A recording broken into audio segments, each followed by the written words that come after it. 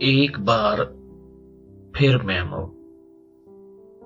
Operation کی منظوری سی آئی اے کے ڈائریکٹر لیون پینٹا اور chairman joint chiefs of staff admiral mic ملن نے دی۔ جلال آباد کے امریکی ایئر بیس پر 4 ہیلی کاپٹر کھڑے تھے، 2 بلیک ہاک تھے اور 2 چنیوک۔ ہیلی کاپٹروں میں 25 کمانڈو سوار تھے۔ یہ چاروں ہیلی کاپٹر 1 مئی 2011 رات 11:10 پر جلال آباد سے اڑے اور 10 منٹ میں پاکستانی حدود میں داخل ہو گئے۔ ہیلی کاپٹروں کی حفاظت کے لیے امریکی طیاروں نے افغان حدود میں پروازیں شروع کر دیں۔ ہیلی کاپٹرز دریائے کابل کے اوپر پرواز کرتے ہوئے چک درہ آئے، وہاں سے کالا ڈھاکہ کے گاؤں کندر حسن زائی پہنچے۔ 2 ہیلی کاپٹر وہیں رک گئے اور 2 آگے روانہ ہو گئے۔ یہ دونوں ہیلی کاپٹر 12:30 پر بلال کالونی ایبٹ آباد پہنچ گئے۔ کمانڈوز رسیوں کی مدد سے اسامہ بن لادن کے گھر اترے، 2 حصوں میں تقسیم ہوئے۔ آدھے انیکسی کی طرف چلے گئے اور آدھے لادن کمپاؤنڈ میں داخل ہو گئے۔ اسامہ بن لادن نے کلاشنکوف اٹھا لی اور الماری سے ہینڈ گرنیڈ نکال لیا۔ کمانڈوز نے گولی چلا دی۔ اسامہ 12:39 پر گولیوں کا نشانہ بن گئے۔ ان کی اہلیہ ایمل زخمی ہو گئی۔ کمانڈوز کے دوسرے دستے نے انیکسی میں اسامہ کے صاحبزادے خالد بن اسامہ، مددگار ابو احمد الکویتی، کویتی کے بھائی ابرار اور ان کی اہلیہ بشرا کو گولیوں سے اڑا دیا۔ 12:53 پر اسامہ بن لادن کی موت کی تصدیق ہوئی۔ کمانڈوز نے کمپاؤنڈ میں موجود کمپیوٹرز پھیلے، کتابیں، ڈائریاں اور سی ڈیز تھیلوں میں بھری اور واپسی کے لیے تیار ہو گئے۔ 1:06 پر ہیلی کاپٹر واپس آئے۔ ایک ہیلی کاپٹر کی دم گھر کی باؤنڈری وال سے ٹکرا گئی، دھماکہ ہوا اور مقامی آبادی جاگ گئی۔ لوگوں کو پشتوں میں بتایا گیا، آپ پیچھے ہٹ جائیں، اسپیشل آپریشن ہو رہا ہے، آپ کو گولی مار دی جائے گی۔ لوگ واپس بھاگ گئے۔ کمانڈوز دوسرے ہیلی کاپٹر میں سوار ہوئے۔ متاثرہ ہیلی کاپٹر کو بم سے اڑا دیا گیا۔ ہیلی کاپٹر روانہ ہو گئے۔ دھماکے کی آواز سے پولیس اور فوج کے اہلکار متوجہ ہو گئے۔ یہ لوگ 1:15 پر وہاں پہنچے۔ یہ گھر میں داخل ہوئے، زخمی خاتون کو عربی بولتے دیکھا، وہاں لاشیں بھی تھیں۔ خاتون سے انکوائری کی، پتہ چلا بیڈ روم میں اسامہ یمنی کا خون بکھرا ہوا ہے۔ 2:07 پر لیفٹیننٹ کرنل نے army chief general Ashfaq Parvez Kayani کو فون پر اطلاع دے دی۔ آرمی چیف نے ایئر چیف کو فون کیا۔ ایئر چیف نے ہائی الرٹ جاری کر دیا۔ اس عمل میں 43 منٹ خرچ ہو گئے۔ ہمارے F-16 اڑے، لیکن امریکی ہیلی کاپٹرز اس دوران کالا ڈھاکہ میں ری فیولنگ کر کے جلال آباد واپس پہنچ چکے تھے۔ آرمی چیف نے رات 3 بجے وزیر اعظم اور سیکرٹری خارجہ کو اطلاع دے دی۔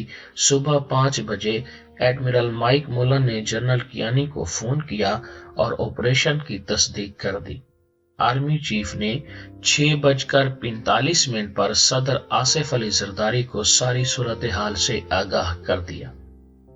یہ 36 منٹ کا آپریشن پوری دنیا میں پاکستان کی بدنامی کا باعث بن گیا۔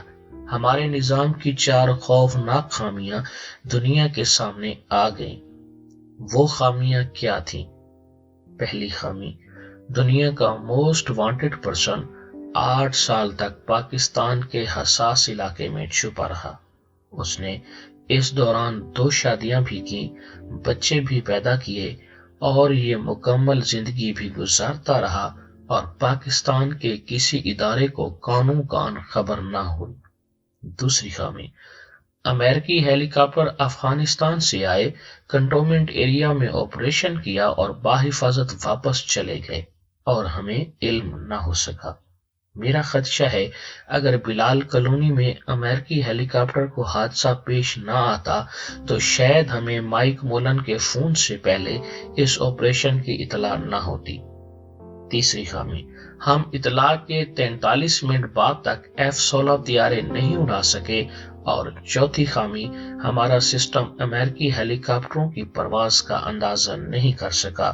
وہ آئے، آپریشن کیا اور واپس چلے گئے۔ ہمارے حساس اداروں کو محسوس ہوا امریکہ کو ہمارے کسی سرکاری یا نیم سرکاری ادارے کی مدد حاصل تھی۔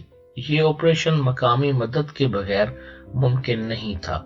یہ احساس کیوں پیدا ہوا؟ اس کی بھی کئی وجوہات تھیں۔ مثلاً ایبٹ آباد افغانستان سے دور اور مشکل علاقہ ہے، یہاں آپریشن مکمل ریکی کے بغیر ناممکن تھا، اور ریکی کی سہولتیں طاقتور لوگوں کی مدد کے بغیر مشکل تھیں۔ آپریشن سے قبل ہیلی کاپٹروں کے راستے میں آنے والے اونچے درختوں کی شاخ تراشی اور کٹائی کی گئی۔ یہ کٹائی کس نے کرائی؟ یہ سوال اہم تھا۔ آپریشن کے وقت ایبٹ آباد کی بجلی بند کر دی گئی۔ یہ بجلی کس نے بند کرائی؟ کالا ڈھاکہ میں ہیلی کاپٹروں کے لیے پیٹرول کا بندوبست کیا گیا تھا۔ یہ بندوبست بھی آسان کام نہیں تھا، اور ہیلی کاپٹروں کے لیے محفوظ ترین روٹ کا تعین بھی انسانی مدد کے بغیر ممکن نہیں تھا۔ یہ سوال اہم تھے۔ ہمارے اداروں نے ان سوالوں کے جواب تلاش کرنا شروع کیے تو وہ نام سامنے آ گئے۔ ان میں پہلا نام شکیل آفریدی کا تھا۔ یہ شخص خیبر ایجنسی میں میڈیکل انچارج تھا۔ اس نے اسامہ بن لادن کا DNA حاصل کرنے کے لیے بلال کالونی میں پولیو کی مہم چلائی، اور یہ مہم جعلی مہم تھی۔ جعلی ورکرز لادن کے گھر داخل ہوئے، خون کا نمونہ لیا، اور نمونے نے لادن کی موجودگی کی تصدیق کر دی۔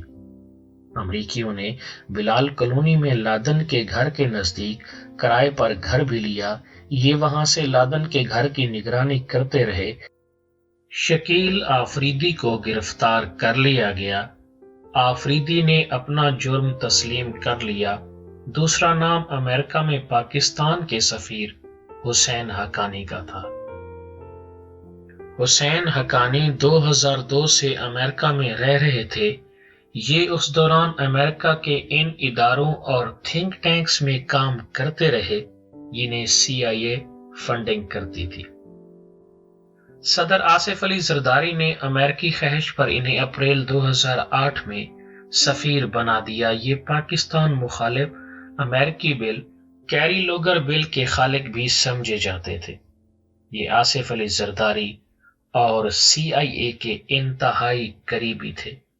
یہ ایک طرف صدر سے براہ راست رابطے میں تھے، اور یہ دوسری طرف ڈائریکٹر CIA لیون پینٹا کو بھی ڈائریکٹ فون کر لیتے تھے۔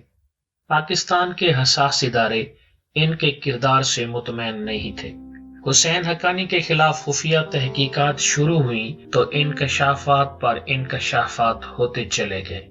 امریکہ میں پاکستانی سفارت خانے کے ملٹری اتاشی نے اس سلسلے میں اہم کردار ادا کیا۔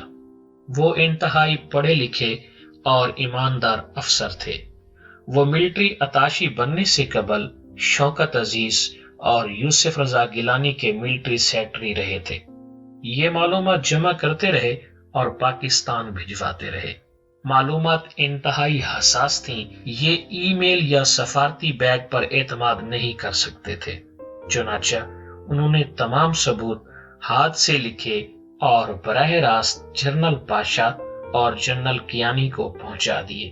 انکشافات خوفناک تھے، اور یہ ثابت کرتے تھے امریکہ نے کس طرح پاکستان میں جاسوسی کا نیٹ ورک بنایا۔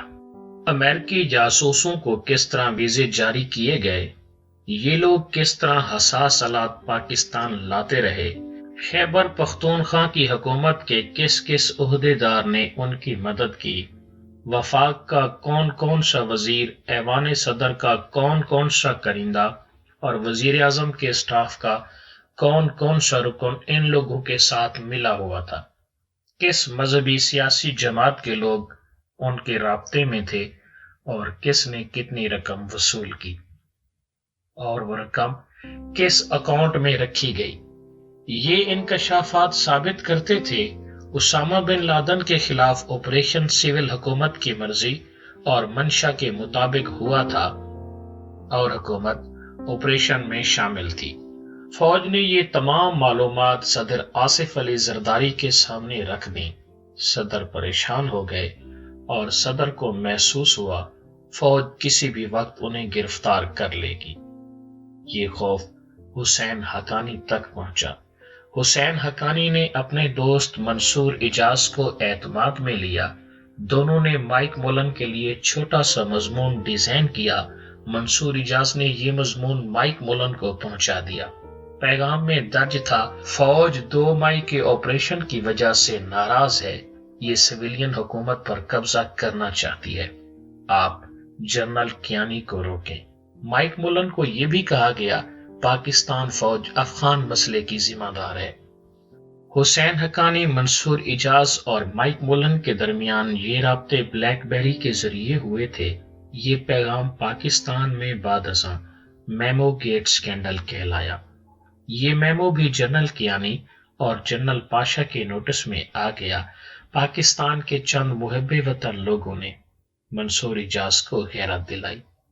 یہ ضمیر کے دباؤ میں آئے اور انہوں نے 10 اکتوبر 2011 کو برطانوی اخبار فائنینشل ٹائمز میں اپنے مضمون میں اعتراف جرم کر لیا۔